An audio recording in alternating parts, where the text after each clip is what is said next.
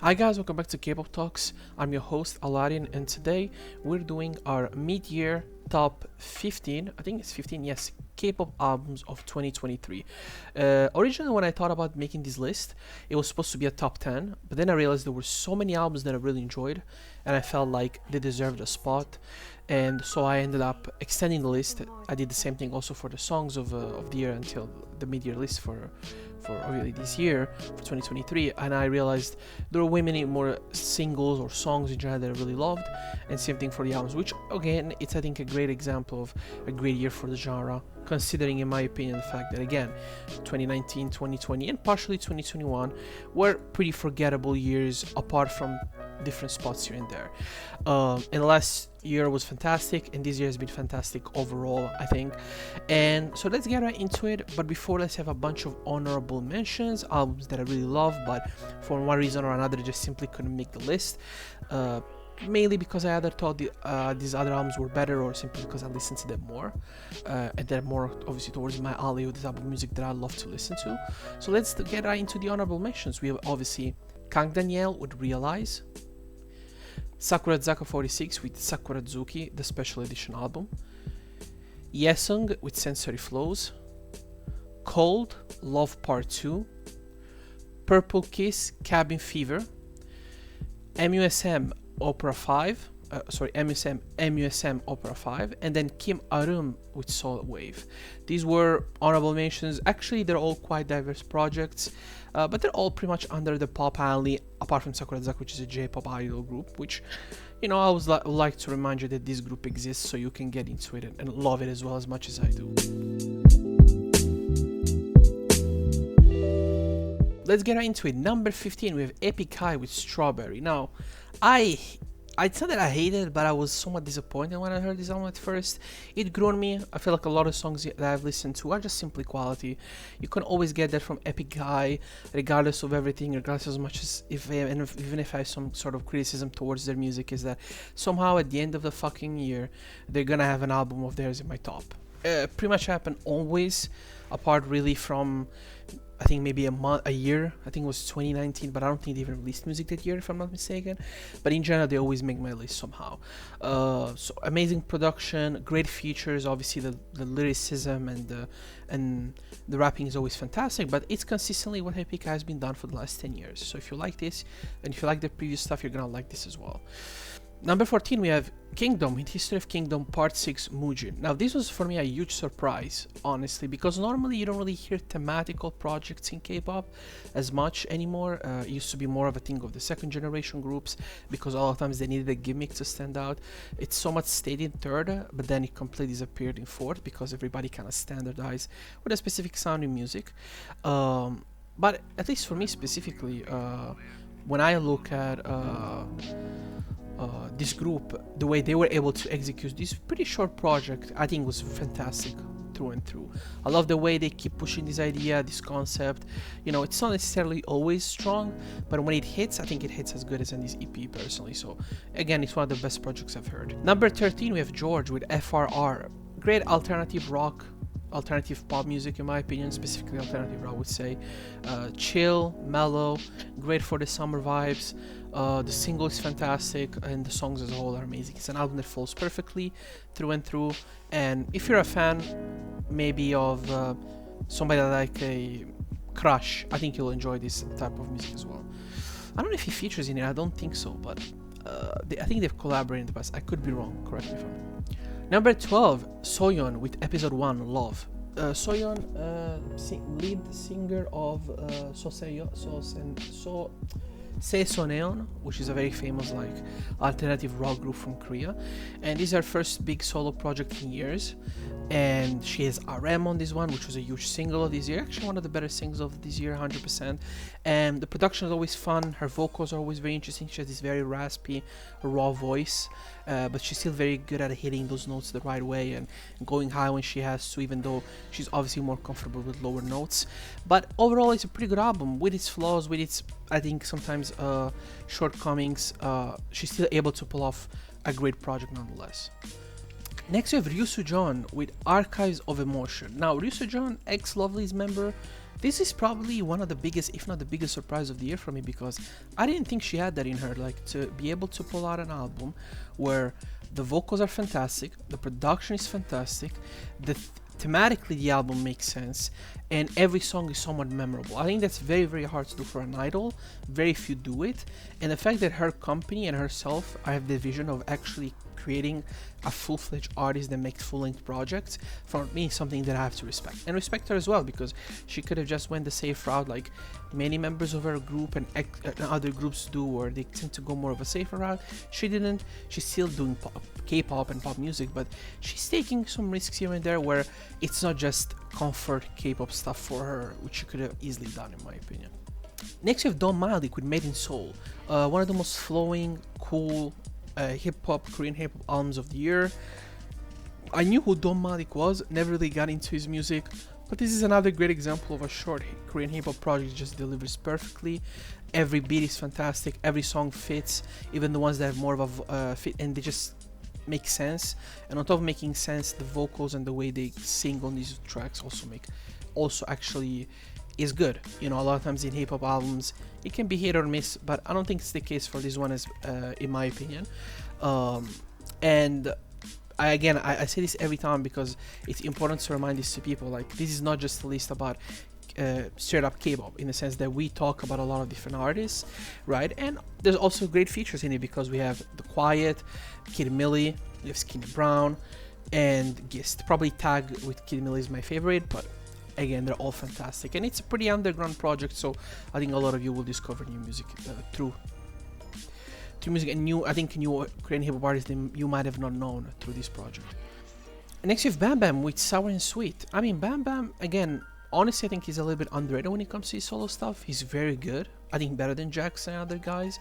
Obviously, he makes insane numbers as well. That's not really the point, but, you know, he pushes himself artistically. I mean, if you listen to this, if you listen to his debut, there's some evolution, there's some change. Sometimes bad, sometimes good, but I respect the fact that he's trying. And in that element of trying, for me, it's very important when I see an artist trying to do different things, always staying in their lane, because I don't expect an artist to go from classical to EDM. I'm just saying you can always do a lot of things in K-pop, and I feel like a lot of times artists or labels tend to a lot of times limit themselves. So it's cool to see BamBam not do that, even though it's great pop, sounds amazing, relatively catchy, even though the catch is not really the main aspect of this album, in my opinion. And overall, it's a great project. Next we have Aespa, My World. Well, Aespa, when they debuted, I wasn't a hater, I just wasn't really an enjoyer of the group. I just felt like it somewhat works, but it doesn't. But at the same time, that's SM rarely, the debut is really where you see the best aspect of the group historically. I mean, you can go to any group really ever, and probably you wouldn't say that their first year or even the first 2 years were their best years in their career. Even EXO, which I think had a pretty great year, honestly, one of the best rookie seasons ever. I mean, one could argue that 2015 was better, 2016, 2018, like, they had so many other great years where they released just fantastic music through and through. And Aespa, in a sense, started the same way. Started a little bit slow, they had somewhat of a concept, and decided to kind of move on from that. They still have the whole avatar thing, which I still think it's somewhat silly, but I get it. It's a marketing tool, you have to use it. But the songs are incredible. The vocals are very, very good. I mean, Aespa has a great vocal. I imagine SM artists also very, very well. Even the more rapping aspects of this album are very enjoyable, and the beats are actually really fucking dope. I have to say this. The beats are really, really probably the best part of the project, in my opinion. Which is, again, for someone like me who loves SM music, is always consistent. It's rare to go into an SM project and not have that. But I think for an Aespa project, in my opinion, in the past, it was more rare, where you felt going to a project, this is just a normal beat, or it's not really what I would expect from an SM artist. I would expect it from more of a YG artist or a JYP artist, because it's more on their alley. So it's cool to see them doing their style, but still, you know, keeping that continuity of what Aespa is, and at the same time changing their music. So I really enjoy this project. Number 7, this is Triple S with Assemble. One of the more interesting concepts that have came out.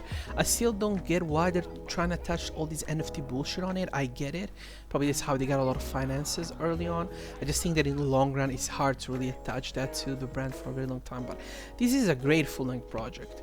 You know, they have a lot of different units, they all have their own style. There's great songs obviously from this year and the past year. And Triple S is one of the more, I think, exciting younger groups in the industry that tries to do a little bit different things. Also, they have that kind of like 2000 vibes to them, without necessarily throwing away modern music like maybe someone like Mujin tends to do a little bit more. Number 6, we have Twice with Ready to Be, but I forgot to say numbers. I always forget to say numbers when I do this fucking list. But anyway, number 6, we have Twice with Ready to Be. I mean, it's Twice, consistent as always, great music as always. Every year, you're assured that Twice is gonna drop a top 10 project in K-pop, in my opinion. It's very rare that, at least maybe in the first couple of years of debut, you maybe disagree with this statement, but after that, I think every year they had a great album, and this is another great album. The B-sides, again, Twice have mastered, I think, great songs that nobody knows about in their albums. I think last year there were like 5 or 6 that I really enjoyed. This year again there's another 4 or 5 that I really like. I mean, Twice is that good. It's as simple as that, and I think most people don't appreciate them as much as they should, because you know, when you're that popular in the industry, people care more about the singles, care more about your aesthetics, your looks. You know, it kind of loses a little bit more of that element of like music, which I think is stronger normally with mid-sized group and smaller groups, where if I'm a fan of you, I'm a fan of, not just because of you as a person, but I love your music and I want to support you making music, right? I feel like that kind of was lost. I mean, I think it's lost in Twice, similar to Stray Kids. It happened to Monew when they were super big. It happens to every group, so can't really hold them on that, but still a top 10 project of the year, again, for like the 5th year straight. Now in the top 5, we have Onew with Circle. I think this is the best solo album from a K-pop idol I've heard all year until now. The production is incredible. Onew, I don't think I've ever heard him sing better than this. The amount of love and amount of emotions you put in every track is speaks to your heart, gives you goosebumps, you know, and that's very hard for me to get into K-pop. When I listen to music that I'm like, oh my god, like it really captures my attention, and this album captures it from track 1 to last track. I think it's like, what, 7 tracks if I'm not mistaken, 7, 8, maybe it's a little bit longer. Let's give a quick check. It's 10 tracks, yes, it's a little bit longer than what I thought, but it's incredible. There's only one features, which is the Giddy Boy. Pretty much a solo album where it's only him, no sort of real promotion. Dropped a couple MVs. I think he might have went to a couple of TV shows, but barely did anything. He's I think, out of the Shiny members, the best artist. And it's not just true for this. I thought it was true for last year with Dice, for example. I thought that was fantastic. Nobody talked about it. So he has continued that continuity in terms of greatness when it comes to the K-pop genre. Number 4, we have one of the more interesting, actually kind of rare projects to hear in Korea in the K-pop scene, which is QM with Crucial Gold, and the album is called Gold.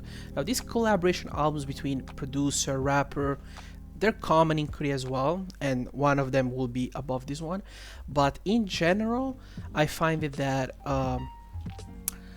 it's actually how can I say, it's actually not as good as those ones. Like this one, as this one, my bad. This one is incredible. It's very, very heavily influenced by the New York scene of this modern era, whether it's Griselda, whether it's Stove God Cooks, whether it's even a Detroit scene, maybe a little bit of Madlib you can hear in there, J Dilla. There's a lot of those influences, but they're not just taken and stolen, like bastardized. These people clearly love these artists, and you can hear it in every bar, in every sound.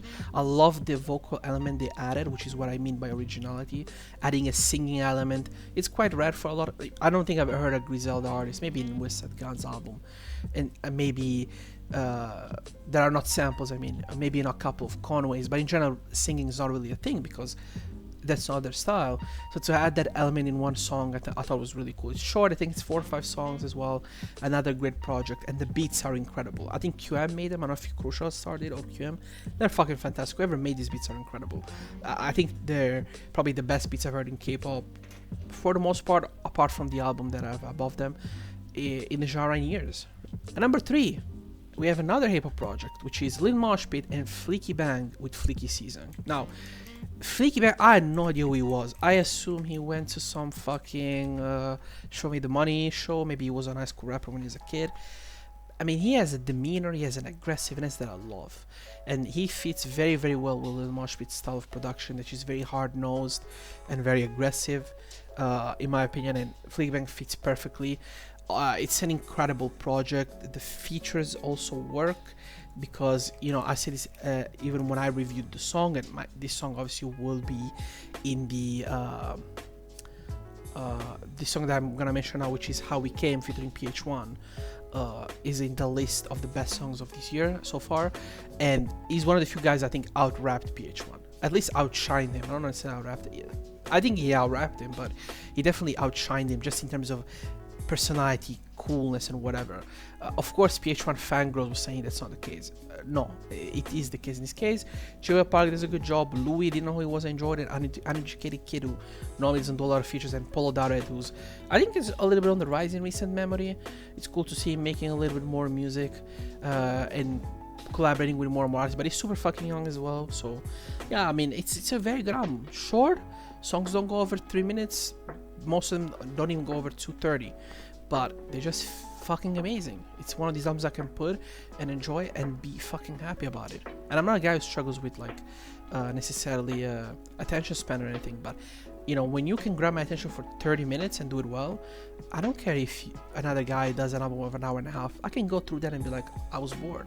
Or sometimes I can listen to an album that's like 5 minutes, 10 minutes, 20 minutes and be bored. And as you can hear, albums there are a minute and an hour and a half, like miles from Blue and Eggs. If you love jazz rap, go listen to it, which is incredible.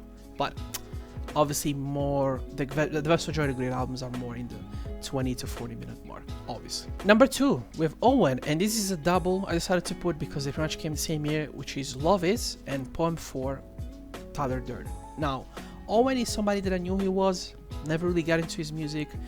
I was really surprised by the themes because it's rare to hear, I think, at least in my opinion, and I listen to a lot of hip-hop, a rapper talking about body positivity, accepting who you are, loving who you are, accepting failures, but not looking kind of like, not looking forward to life. I really get that. And the positivity, it's not fake, it doesn't sound fake, and it isn't fake. But apart from not being fake, it's perfect. And again, his vocals are incredible. He improved a lot vocally, I think. Production are great, so Love is a little bit more mellow. Tyler Durden is a little bit more classic hip-hop in that sense, but still, you know, you have Homesick was fantastic. In My Room, one of the best songs of the year already, may be the best. Forever was also one of my favorites from Love Is. If you go, for example, on Tyler Durden, which is considered the album, the other is DP, but anyway, I consider them both. Yes, so many great songs in here. And by the way, Tyler Durden, what I loved in Poem 4, there's no features really, as far as I remember. And I really love it, and I love the references to classic hip-hop. He loves hip-hop, you can just hear it. And as many great hip-hop artists, you're not always gonna get the credit and the love that you deserve, but I hope Owen will get his redemption arc and become one of the biggest rappers in Korea, because I think a rapper like this is needed in the very, very mainstream. I just don't think Korea really cares about this type of things. I just don't. I mean, think about it, Korea is the only country that is a major country where an artist is known for making socially important music. One, that's super big, and don't tell me BTS, because they don't make that as a main thing. But in Japan, you can name probably 3 or 4. I mean, fuck, like we're not gonna talk about America. You can name probably thousands, right? Historically, if you just look now, there's probably 3 or 4 as well. So it kind of saddens me, and I think Owen, I don't want to put him in that box because he can do a lot of other things, but he has that it factor, I think, of really. He has that it factor, I think.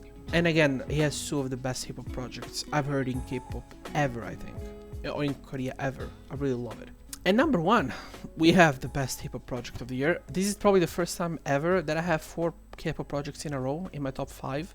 But going back to it, I realized that was the case and I had to go with it, which is Code Kunst with Remember Archive. Now, Code Kunst, I think, was it 2 years ago when I had my top year list of the year. And he had his previous project was my number 1. I'm pretty sure it was top 3, and it's the same reason why I had that other one that high. I have this one that high. The production is incredible. He is by far the best producer in Korea. It don't matter who you give him on a beat, it don't matter what artist you have on the project, he's gonna somehow tailor the perfect beat around him. You know, I used to say he's like Kanye, but I don't think Kanye is the right example, because Kanye is good at creating certain outfits. Let's say if he was like a fashion designer, that even if you don't, you feel from the outside you can't see, but once they wear them, you're like, oh, it works. That's what I feel like working with Kanye is all. I don't really feel that beat, or that sound, but then when you work on it with that type of artist, you understand why it works.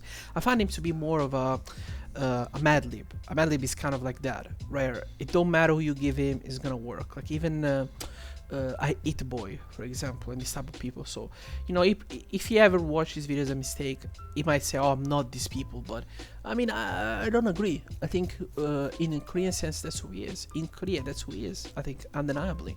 So if I go into this project, you have Gecko and Mino, amazing. Tabro, I don't know who the fuck he was, is fantastic with J Park. Crash, obviously, Lei, Woo, Tiger, JK, Woo, and Justice on the song together, incredible. Getting back in PH1, amazing. Big Naughty has one of his best features in years, I think.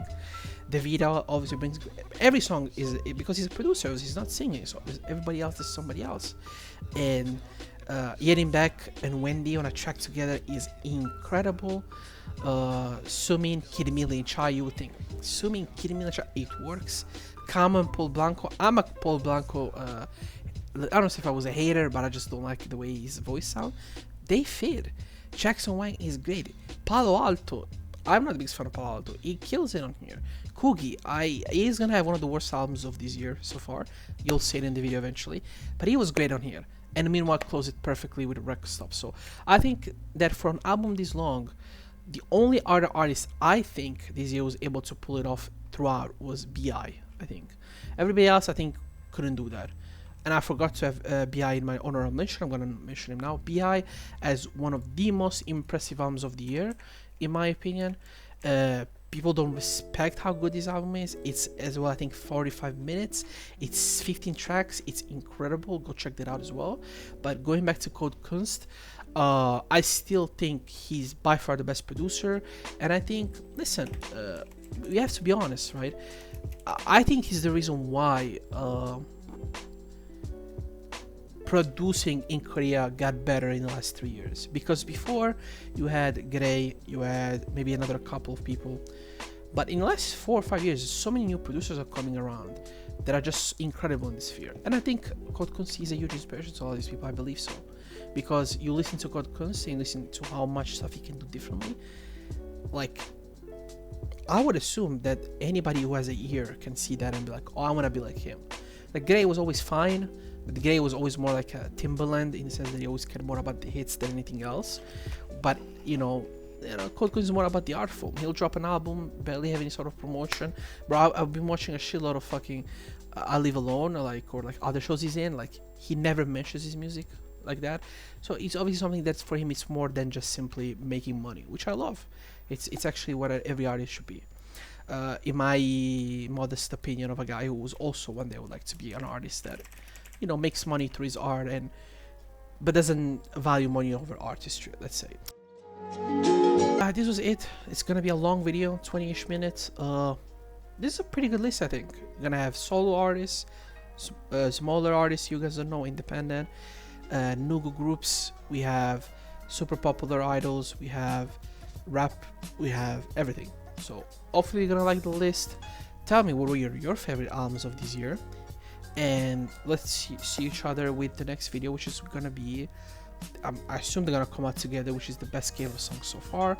And then for next week, by the end of July, we're gonna get maybe not the end of July, I think so, the end of July, we're gonna get the worst songs and the worst albums of 2023, which that list is gonna be interesting because people might get mad at that. Having said that, thank you for watching and see you next time.